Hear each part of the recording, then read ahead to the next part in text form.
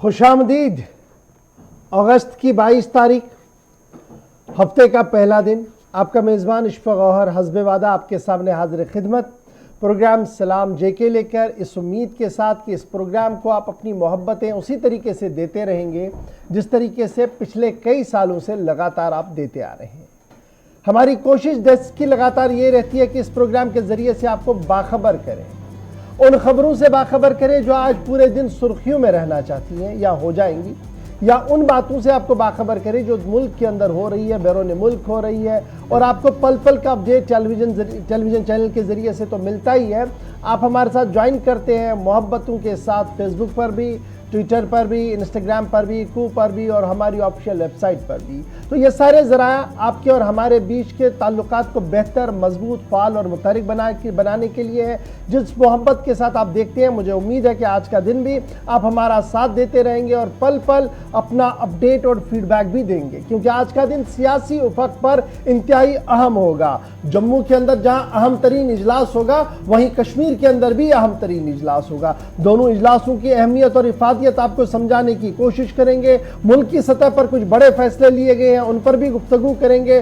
सरहद पार पाकिस्तान के अंदर इमरान खान की मुसीबतें और मुश्किलें बढ़ रही है, उस पर भी हमारी नजर है। और जम्मू कश्मीर के तई तो आपको पल पल का अपडेट खबर तह तक बताते ही हैं। लेकिन करते हैं प्रोग्राम का आगाज और सबसे पहले आपको बताते हैं हिस्ट्री ऑफ द डे। और हिस्ट्री ऑफ द डे लेकर आ रहे हैं हस्बे वादा। हमारे साथ मेरे साथी आसिफ रशीद दिल्ली स्टूडियो में मौजूद है। जी आसिफ, खुशामदीद, गुड मॉर्निंग, बहुत बहुत स्वागत, इस्तकबाल है आप सभी का। प्रोग्राम सलाम जी की दिल्ली के स्टूडियो से हम राह रास्त हमेशा की तरह 10 बजे तक हम और आप साथ साथ रहेंगे। प्रोग्राम में मुख्तलिफ मौज़ूआत रहेंगे, लेकिन उन मौज़ूआत की जानिब जाने से कबल हम सबसे पहले आपको बताते हैं प्रोग्राम के आगाज में हिस्ट्री ऑफ द डे। तारीख में आज का दिन क्या है, इतिहास क्या कुछ बताता है आज के दिन के हवाले से। और आज साल 2022 का जो 8वां महीना यानी अगस्त का महीना 22वीं इसकी तारीख है, पीर का दिन है और आखिरी हफ्ता एक तरह से कह लीजिए जो पूरा हफ्ता होगा। 1320 में आज ही के दिन गाजी मलिक, जिन्हें गियासुद्दीन भी कहा जाता था और तुगलक डायनेस्टी के फाउंडर हैं, 320 में आज का दिन था जब नसीरुद्दीन खुसरो को उन्होंने जंग में शिकस्त दी। हिंदुस्तान के अंदर डायनेस्टी खानदान को लाने वाले गाजी मुल्क, और इन्हें जो इनका पूरा नाम था वो गियासुद्दीन तुगलक था, तो उन्होंने नसीरुद्दीन खुसरो को आज के दिन शिकस्त दी थी।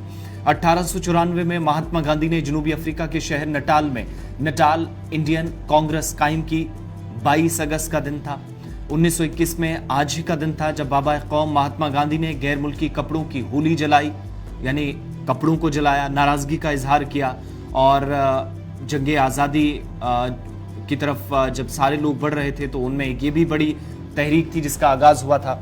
और 1996 में आज के दिन मद्रास का नाम तब्दील करके चेन्नई रखा गया, यानी तमिलनाडु का जो इस वक्त बड़ा हिस्सा है। साल 2004 में तुर्की के अंदर एक हादसा पेश आया जब इस्तांबुल से अंकारा जाने वाली मुसाफिर ट्रेन के साथ हादसा हुआ। 140 अफराद ने अपनी जान गंवा दी। आज का दिन था और 60 से ज्यादा लोग इसमें जख्मी हुए थे हादसे में। 2004 के इस हादसे को तुर्की समेत पड़ोसी ममालिक में आज याद किया जा रहा है। 1977 में चीन के माजूल वजीर आजम डेंग ज़ियाओपिंग को वतन वापस आने की इजाजत दी गई। 22 अगस्त की तारीख थी। साल था 1977 जब मुल्क से गद्दारी और बदअमनी फैलाने के इल्जाम में उन्हें मुल्क से माजूल किया गया था। और उसके बाद वापस जब आए तो आज का दिन था 1977 में जब निज़ाम के अंदर सिस्टम को बेहतर करने के लिए उनकी तरफ से कुछ बड़ी बातें की गई और बाद में उन्हें वापसी की इजाजत आज के दिन दी गई। 1707 में स्वीडन और पर्शिया, जिसे अब आप ईरान कहते हैं, इसने फौजी मुआहिदे पर दस्तखत किए और एक बड़ा एग्रीमेंट माना जाता है उस वक्त में या उस दौर में जब अरब ममालिक के साथ अंग्रेजों की तरफ से एक एक कदम करके आगे बढ़ाया जा रहा था। और कहा गया कि दुनिया भर के अंदर सबसे बड़े 10 मुआहिदों में से स्वीडन और पर्शिया के दरमियान होने वाला ये मुआहिदा भी 1707 22 अगस्त का शामिल है।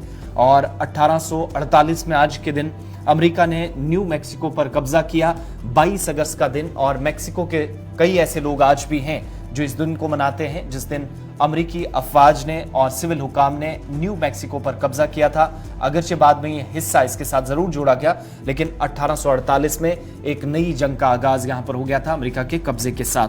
ये आज के दिन की बड़ी बातें थी और ये तो पॉइंट्स एक लंबी फहरिस्त रहती है हिस्ट्री ऑफ द डे में, लेकिन चंद अहम बातें जो आप तक प्रोग्राम के आगाज में हम पहुंचाते हैं, और आज भी यही मकसद था जिसको हमने पूरा किया, आपके साथ किया गया वादा।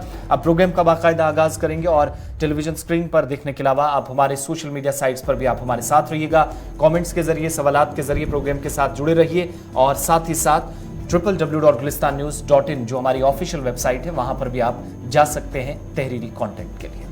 चलिए जनाब, अब जरा खबरों के सफर को बढ़ाते हैं आगे। और सबसे पहले आज सियासी पस मंजर पर क्या कुछ हो रहा है और सियासी उफक पर क्या कुछ हो रहा है जम्मू और श्रीनगर के अंदर, एक के बाद एक बड़ी खबर से आपको बाखबर करेंगे। फिलहाल सबसे पहले वादी कश्मीर पर नजर, जहां पर श्रीनगर में आज डॉक्टर फारूक अब्दुल्ला की रिहाइशगाह पर ऑल पार्टीज मीटिंग का इनेकाद होना है।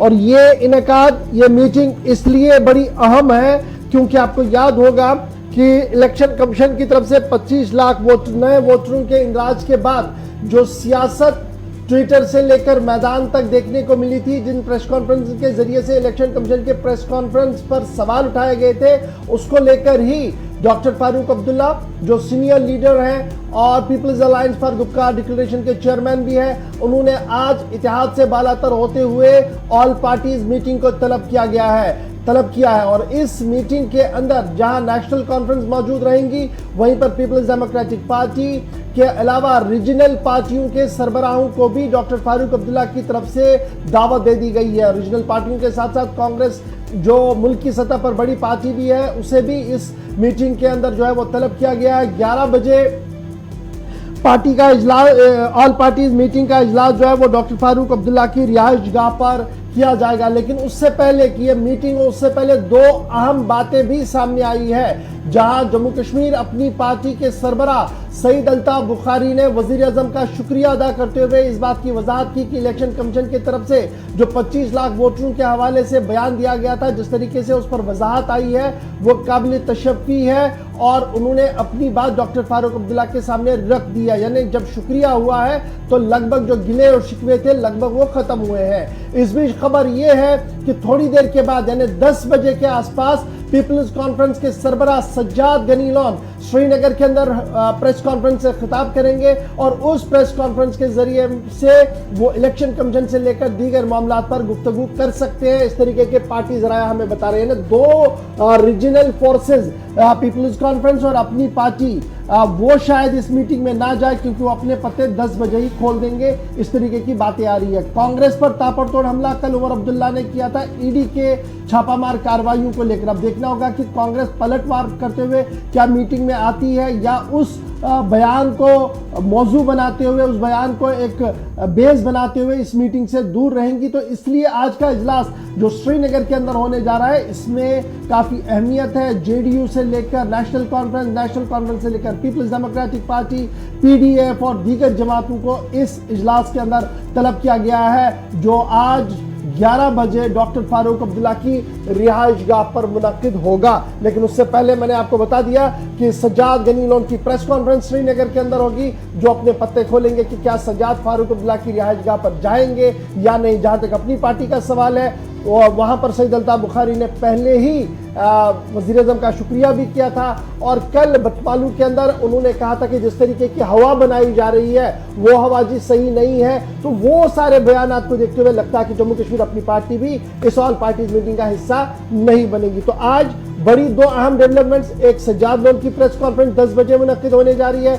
और दूसरा 11 बजे डॉक्टर फारूक अब्दुल्ला की रिहाइशगाह पर कौन कौन पॉलिटिकल पार्टियां आएंगी, वहां अंदर खाने क्या कुछ होगा। और जो बयान इलेक्शन कमीशन की तरफ से दिया गया, जिसके बाद जम्मू कश्मीर इंतजामिया का बयान सामने आया, इंफॉर्मेशन डिपार्टमेंट की तरफ से बड़ा इश्तिहार सामने आया जिसमें 5 नुकात को वजाहत के तौर पर कहा गया, 25 लाख की वजाहत देने की कोशिश की गई। उसके बाद भी बयानात यह आए कि जो जना बुनियादी सवाल है उन सवालों का जवाब इलेक्शन कमीशन ने नहीं दिया है, जिसके बाद आज की इस मीटिंग को इंतहाई अहम माना जा रहा है जो श्रीनगर के अंदर होने जा रही है। तो श्रीनगर की मीटिंग के बाद जरा आपको जम्मू भी लिए चलेंगे, क्योंकि जम्मू के अंदर भी आज भारतीय जनता पार्टी का अहम तरीन इजलास 11 बजे तलब किया गया है। पार्टी जराया ने जो हमें अभी थोड़ी देर पहले इतला दी है वो ये है कि फारूक अब्दुल्ला की श्रीनगर के अंदर ऑल पार्टीज मीटिंग की हिकमत अमली को तरतीब देने की जो बात हो रही है उसका किस तरीके से तोड़ किया जाए, और रजिस्ट्रेशन ऑफ न्यू वोटर्स यानी जो नए वोटर्स की बात आ रही है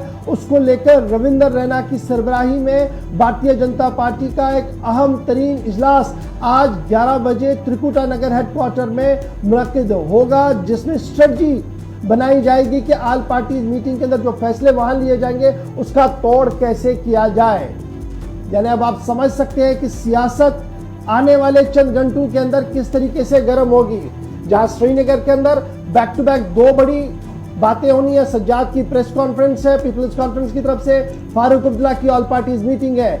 भारतीय जनता पार्टी ने भी अपने पार्टी एहलकारों को और पार्टी ओहदेदारों का अहम तरीन इजलास 11 बजे तलब किया है, और इस इजलास के अंदर हिकमत अमली को तय किया जाएगा कि इलेक्शन कमीशन की जो बात सामने आई है और उसके बाद जो हिकमत अमली तरतीब दी जा रही है उसको किस तरीके से एड्रेस किया जाए, उसको किस तरीके से जनाब देखा जाए, और जो हवा बनाने की कोशिश हो रही है उसको किस तरीके से जवाब दिया जाए। और ये बीजेपी का अहम इजलास जो है 11 बजे त्रिकुटा नगर के अंदर होगा आज। यानी बैक टू बैक बड़ी बातें सामने आएंगी आज। जहां फारूक अब्दुल्ला मीडिया से ब्रीफ करेंगे वहीं रविंदर रैना अपनी बात को सामने रखेंगे। जहां सज्जाद लोन अपने पत्ते 10 बजे खोलेंगे वहीं पर अपनी पार्टी ने अपने पत्ते पहले ही खोल दिए कि सूरत हाल किस तरीके की है। लेकिन लगातार बीजेपी के कद्दावर नेताओं की तरफ से जो बयानात पिछले 24 घंटों के दौरान सामने आए हैं उससे यह साफ लग रहा है कि वो माकूल और मुनासिब सियासी जवाब देने के लिए तैयार है। और जिस तरीके से नेशनल कॉन्फ्रेंस,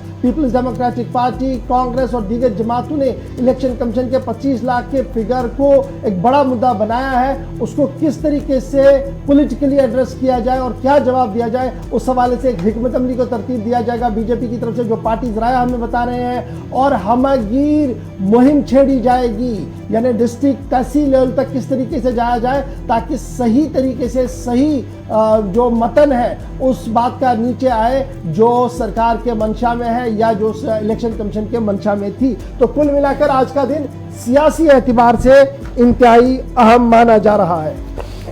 तो 11 बजे के आसपास श्रीनगर में जब हलचल होगी तो जम्मू से भी साथ साथ आपको अपडेट जरूर देंगे, क्योंकि एक तरफ हिज़्ब खिलाफ और दूसरी तरफ हिज़्ब इक़्तिदार बीजेपी इस वक्त इजलास के लिए तैयारियां कर रही हैं। जरूर इससे जो कुछ जोड़ तोड़ निकल कर आएगा सियासी जमातों के, इस पर पहले भी और मीटिंग के बाद भी, क्योंकि ऑफिशियल क्या होगा, ब्रेक थ्रू क्या होगा, उस पर भी मीटिंग के बाद प्रेस कॉन्फ्रेंस के जरिए इतला दी जाएगी। लेकिन फिलहाल जम्मू कश्मीर की बात हुई है तो एक और खबर आपको बताते हैं कि जम्मू कश्मीर के अंदर तरक्याती मंसूबे जो सरकार की तरफ से हाथ में लिए गए, इनमें बड़ा मंसूबा साल 2021 में लिया गया, जब जम्मू कश्मीर के अंदर ये कहा गया कि अब 370 की तनसीब के बाद सनती इनकलाब आएगा। और उस सनती पॉलिसी के तहत जम्मू कश्मीर में अब तक क्या कुछ हुआ है और क्या करने की तैयारी है। दरअसल हमारे पास जो जानकारी है कि यह सरकार के आदादोशुमार हैं कि कुल मिलाकर अभी तक दरख्वास्तें जो मौसूल हुई हैं वो 54,000 करोड़ रुपए से ज्यादा उनकी मालियत है। यानी जम्मू कश्मीर के अंदर जो लोग इन्वेस्टमेंट करना चाहते हैं, जो इस पॉलिसी के तहत जम्मू कश्मीर के अंदर कामकाज करना चाहते हैं, उन लोगों ने अभी तक क्या किया है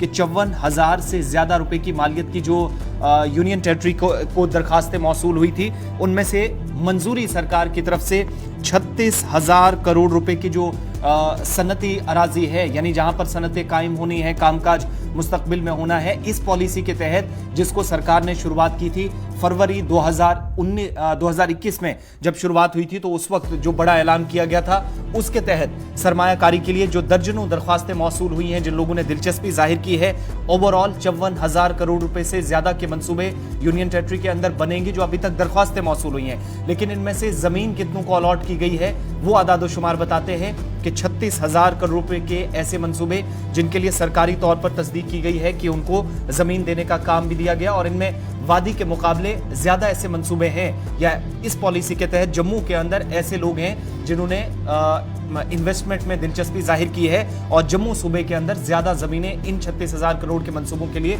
जमीन अभी तक जो अलॉट करने का सिलसिला हुआ है वो जम्मू प्रोविंस में रहा है। फरवरी 19 सन 2021 था जब एक स्कीम को मुतारफ कराया गया जम्मू कश्मीर के अंदर सन्नत के हवाले से, और उसे अडॉप्ट किया गया, और उस वक्त जो लेआउट दिया गया था डेट वाज 28,400 करोड़ रुपए का था। लेकिन वही ले आउट ऑफ बढ़ते बढ़ते 54,000 करोड़ रुपए तक आ चुका है और अभी तक 36,000 करोड़ रुपए का जो सरमायाकारी की जो प्रोजेक्ट्स थे उन्हें अप्रूव कर दिया गया, ज़मीनें फराहम कर दी गई हैं। मजीद ज़मीनों की तलाश के लिए हुकूमत भी कोशा है और ये माना जा रहा है कि जनाब सन 47 के बाद सबसे बड़ी सरमायाकारी होगी जम्मू कश्मीर के अंदर। अब जब सरकार ये एदाद-ओ-शुमार दे रही है कि जनाब 28,400 करोड़ ही हमारे पास मंसूबा था, लेकिन जब हमने विंडो खोल दी और सिंगल लाइन सिस्टम को मुतारफ कराया तो पूरे मुल्क से और बैरून मुल्क से कई सरमायाकारों ने दिलचस्पी दिखाई है और वो दिलचस्पी का अंदाज़ा जो है, जो प्रपोजल्स हैं वो 54,000 करोड़ रुपीज़ तक है। और उनमें जब हमने सॉर्टिंग की, उनमें जब हमने और मजीद परखा कि कौन कौन जल्दी आना चाहता है, तो उसमें हमें पता लगा कि जनाब 36,000 करोड़ रुपए ऐसी सरमायाकारी है जिनको लेकर सरकार ने अभी तक डिस्पोज ऑफ कर दिया, यानी ज़मीनें फराहम कर दी हैं। अब वहाँ पर अपने इंडस्ट्रियल सेटअप खड़े करने हैं, यानी चाहे वो लासीपोरा का एरिया हो, चाहे वो बड़गाम का एरिया हो, चाहे वो जम्मू के कुछ एरियाज हो, बड़े नामी गिरामी लोगों को ज़मीनें अलॉट कर दी गई है, बस काम करने की शुरुआत है। अब जब ये इन्वेस्टमेंट का दौर रहा है, जब ये इन्वेस्टमेंट की बातें हो रही है, तो हिज़्ब इख्तिलाफ लगातार ये कह रहा है कि जनाब बड़ी बातें तो हो रही है, ज़मीन पर कुछ नहीं दिख रहा है। और सरकारी ज़राया जो हमें बता रहे हैं उनका मानना है कि जनाब साल 2022 के आखिर तक आप इंतज़ार कीजिएगा। सरमायाकारी का जिस तरीके से क्लियरेंस हो रहा है, जिस तरीके से प्रोजेक्टों की क्लियरेंस हो रही है, 2023 के आते आते बड़ी चीज़ें तब्दील होनी है और ग्राउंड जीरो पर बड़ी सनतें काम करना शुरू करेंगी, चाहे वो इंफ्रास्ट्रक्चर डेवलपमेंट के ज़रिए से हो, चाहे वो मैन और मशीनरी के अपॉइंटमेंट के ज़रिए से हो या दीगर ज़राए से हो। तो कहीं ना कहीं 2023 का जो आगाज़ होगा वो सन्नती इनकलाब के लिए इंतहाई अहम माना जा रहा है और ये माना जा रहा है कि जम्मू कश्मीर के लिए सबसे हसीन और बेहतर साल साबित होगा जिस तरीके की सरमायाकारी हो रही है। कुछ छोटी छोटी चीज़ें हमने देखी है, कहीं पर हार्ट सेंटर खुला है, कहीं पर ओपीडी खुला, कहीं पर अस्पताल खुला है। वो छोटी छोटी चीज़ें जो प्राइवेट सेक्टर के अंदर भी आ रही है वो भी सरमायाकारी का हिस्सा है, वो हम ऑलरेडी देख रहे हैं। वहाँ पर भी छोटी छोटी अपॉइंटमेंट जो है वो हो रही है, चाहे डॉक्टरों की हो रही है, पैरामेडिकल स्टाफ की हो रही है, नॉन मेडिकल स्टाफ की हो रही है, क्लास 4 की हो रही है, तो एम्प्लॉयमेंट जनरेशन वहाँ पर भी हो रही है। लेकिन अंदाज़ा ये लगाया जा रहा है कि 2023 की शुरुआत से ही एक नया इंकलाब जम्मू कश्मीर के अंदर होगा। Let us hope so, cross the fingers for the best कि अल्लाह ताला चाहे, अल्लाह ताला की मंजूरी हो तो जम्मू कश्मीर के अंदर सरमायाकारी हो, क्योंकि जम्मू कश्मीर के अंदर इस वक्त बेरोजगारी की शरह जो है वो जब आप टॉप फिगर्स के टॉप 5 देखेंगे तो तीसरे नंबर पर आप आते हैं, जम्मू कश्मीर रियासत आती है। इसलिए अगर ये सरमायाकारी होती तो कहीं ना कहीं आसानी होगी, एक रिलीफ मिलेगा नौजवानों को जो अभी स्ट्रेस की लाइफ बसर कर रहे हैं। ये तो थी जनाब बात सरमायाकारी के हवाले से, लेकिन अब जरा बात करते हैं कश्मीरी पंडितों की भी। कश्मीरी पंडितों की बाज़ाबातकारी के हवाले से भी सरकार संजीदा है और सरकारी ज़राया और एदाद-ओ-शुमार ये बता रहे हैं कि सरकार के सामने जितनी भी दरख्वास्तें आई हैं उन्हें हंगामी बुनियादों पर हल करने की कोशिश की गई है। हुकूमत का एक और बड़ा और अहम फैसला ये भी सामने आया कि कश्मीरी पंडितों की जो जायदादें और ज़मीनें यहाँ पर एनक्रोच हुई थी या डिस्ट्रेस सेल के तहत आई थी, उनमें से 2500 कनाल ज़मीन अभी तक वापस कर ली गई है। 2500 कनाल एनक्रोचमेंट या डिस्ट्रेस सेल ऑफ लैंड जो था कश्मीरी पंडित्स का वो वापस कर दिया गया है और तकरीबन सरकार के सामने जो पोर्टल खोला गया था उसमें 8,000 दरख्वास्तें मौसूल हुई थी और उन 8,000 दरख्वास्तों में से 6,000 दरख्वास्तों पर इस वक्त तक काम हो गया है। डिस्पोजल आप देखिए रेट कितना तेजी के साथ है जी, डिस्पोजल हो रहा है जी 6,000 का, 8,000 पोर्टल हुई थी। और सरकार ने जहां एक तरफ से ये पोर्टल के जरिए से राह देने की कोशिश की, वहीं पर उन माइग्रेंट मुलाजमीन के लिए भी कमर कस ली है और ये साफ कर दिया कि 1100 मजीद मकानात तामीर हो रहे हैं, फ्लैट्स तामीर हो रहे हैं और अक्टूबर, अभी अगस्त चल रहा है, सितंबर और अक्टूबर के आखिर तक ये सारी चीज़ें रेडी होंगी और 1100 मजीद रिहायशी इमलाक जो है, रिहायशी क्वार्टर्स जो है वो फराहम किए जाएंगे कश्मीरी पंडित माइग्रेंट्स को, जो इस वक्त पीएम पैकेज के तहत जम्मू वादी कश्मीर के अंदर काम कर रहे हैं। तो प्रेजेंट डिस्पेंसेशन जिसका हेड लेफ्टिनेंट गवर्नर साहब कर रहे हैं, उन्होंने पोर्टल तो लॉन्च किया था और ये कहा था कि कश्मीरी पंडित माइग्रेंटों की जायदादों का तहफ़्फ़ुज़ फराहम किया जाएगा और उसके तहत 8,000 कंप्लेंट्स आई थी, 6,000 को निपटारा हो गया, बाकी मानदा जो है वो चल रही है। इसके साथ साथ ये भी बताया जा रहा है कि जनाब संजीदगी के साथ काम किया जा रहा है। जिस तरीके से एहतजाज और दीगर चीज़ें चली हैं कश्मीरी पंडितों को, उसमें जो बीच का रास्ता था उसको अडॉप्ट किया गया और जो जेन्युइन ग्रीवेंसेस थी कश्मीरी पंडित्स की उसको एड्रेस कर दिया गया और बिल तरतीब एक के बाद एक ऑर्डर जो है वो जारी हो रहे हैं। और तीसरी बड़ी बात यह भी कह दी गई है कि उनके मुस्तकिल बाज़ाबादकारी के हवाले से सरकार भी कोशिशों में लगी हुई है। तो फिलहाल 2500 कनाल ज़मीन वापस कर दी गई है। 8000 में से 6000 की दरख्वास्तें कंप्लीट कर दी गई हैं और 1100 के करीब नए इमलाक तैयार किए जाएंगे, क्वार्टर्स तैयार किए जाएंगे अक्टूबर के आखिर तक। सरकारी ज़राए हमें ये बता रहे हैं, तस्दीक कर रहे हैं कि इस तरीके से कश्मीरी पंडितों के जो जेन्युइन डिमांड्स है उसको एड्रेस करने की कोशिश की जा रही है। अब ये बात आज के दिन में क्यों इंपॉर्टेंट है? आपको याद होगा कि गुज़श्ता 24 या 32 घंटों के दौरान जम्मू के मुख्तलिफ इलाकों के अंदर कश्मीरी पंडित प्रोटेस्ट कर रहे हैं। श्रीनगर के अंदर भी एहतजाजी मुजाहरे हुए थे और लगातार वो ये कह रहे थे कि जनाब उनकी जेन्युइन डिमांड्स को एड्रेस किया जाए, उन्हें बाज़ाबादकारी के लिए वापस जम्मू भेजा जाए। तो सरकार ने उस पूरे प्लान पर अपनी वजाहत जो वो पहले भी दे दी थी और सरकारी ज़राए से जो हमारे पास इतलात है वो ये है कि सरकार तमाम जायज़ मुतालबात को लेकर आगे बढ़ रही है और वक्फे वक्फे से एहतजाज, ये जो डिसीजंस हैं उन्हें भी इम्प्लीमेंट करवाया जा रहा है। अब जनाब फटाफट से बढ़ते हैं आगे जी, क्योंकि बात ज़रा जब जम्मू कश्मीर की हो रही है और तरक्की की हो रही है तो उस बीच तरक्की की रुकावट भी है, वो मिलिटेंसी है और एंटी मिलिटेंट ऑपरेशंस भी शुरू किए गए हैं। वो माजी में भी थे और आज भी ज़्यादा है और रात देर गए जम्मू कश्मीर पुलिस को एक बड़ी कामयाबी त्राल से मिली है। बिल्कुल, त्राल जनूबी कश्मीर से बड़ी खबर, जहां पर रात देर गए 10 से 12 किलोग्राम बारूदी सुरंग को नाकारा बनाया गया और बेगुंड का इलाका है जहां फोर्सेस ने मुश्तरका कार्रवाई मुसद्दका इतला मिलने के बाद शुरू की थी। एक आईडी देखी गई और पुलिस उसके बाद ट्वीट करके भी बता चुकी है कि इलाके के अंदर आईडी मिली। तस्वीरें आपके सामने हैं जब आईडी रिकवर की गई और जनूबी कश्मीर के अंदर एक बड़ा हादसा टाला गया। पुलिस की तरफ से ये अपने ट्वीट में भी इसका खुलासा किया गया है। बेगुन का इलाका है जहां पर पहले तस्वीर और ये दूसरे वीडियो भी आप साथ साथ देख रहे हैं जिस पर official confirmation Jammu Kashmir police की तरफ से की गई। कश्मीर जोन पुलिस की तरफ से ट्वीट करके भी कि एक बड़े हादसे को टाला गया और अब आईडीज नस्ब करने का या आईडीज को ब्लास्ट करने का एक काफ़ी तवील सिलसिला चला है। बॉम्ब डिस्पोजल स्क्वाड को मौके पर तलब करके इसे नाकारा बनाया गया। एक बड़ा हादसा बज़ाहिर लगता है यहाँ पर जो है वो टाला गया है, लेकिन इसके साथ साथ श्रीनगर के अंदर भी इससे कुछ घंटे पहले हलचल थी जहां पर एक अटैक हुआ और ग्रेनेड हमले में जहां पर कुछ शहरियों के जख्मी होने की इतलात आई, पहले एक फिर दो और उसके बाद ऑफिशियल वर्जन जो ट्वीट के जरिए आया पुलिस का।